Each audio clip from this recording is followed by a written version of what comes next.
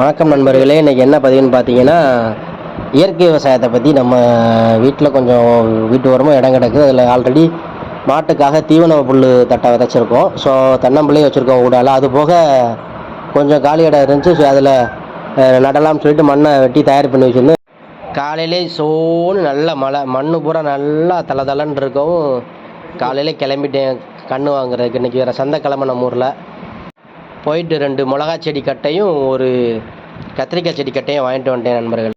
இந்த இயற்கை விவசாயத்தை வந்து எப்படி நம்ம பயிரிட்டு அறுவடை செய்கிறதுங்கிறத ஒவ்வொரு வீடியோவில் நான் பின்னாடி போடுறேன், நீங்கள் பாருங்கள். எவ்வளோ தான் நம்ம காசு பணம் கொடுத்து காய்கறி வாங்கி ஃப்ரெஷ்ஷாக சமைச்சு சாப்பிட்டாலும் நம்ம வயலில் நம்ம வீட்டில் ஒரு சின்ன இடத்துல ஒரு செடியை போட்டு நம்ம அதிலேருந்து காய் பழம் பிடுங்கி சாப்பிட்ற ஒரு சந்தோஷம் ஒரு தனியான சந்தோஷம். இட வசதி இல்லாதவங்க கூட மாடியில் தோட்டம் வச்சு மாடி தோட்டம் சொல்லி அதில் பல காய்கறிகளை வந்து விளைச்சல் பண்ணி எடுத்துக்கிட்டு இருக்காங்க. ஸோ அது மாதிரி வந்து இயற்கை விவசாயத்தை வந்து நம்ம என்றைக்குமே அழிக்கக்கூடாது. நம்மளால் முடிஞ்ச அளவுக்கு விவசாயத்தை காக்கிறதுக்கு முயற்சிகள் பண்ணுவோம். ஒரு வழியாக கத்திரி செடி ஃபுல்லாக நட்டு முடிச்சாச்சு. இப்போ அடுத்து நம்ம மிளகா செடி ஸ்டார்ட் பண்ணியிருக்கோம். 2 கத்தை இதையும் ஃபுல்லாக நட்டு வீடியோ கடைசியில் பாருங்கள். நட்டு முடித்தது மிளகா செடியும் கத்திரி செடியும் எப்படி இருக்குன்னு பாருங்கள். வீடியோவை சப்போர்ட் பண்ணுங்கள்.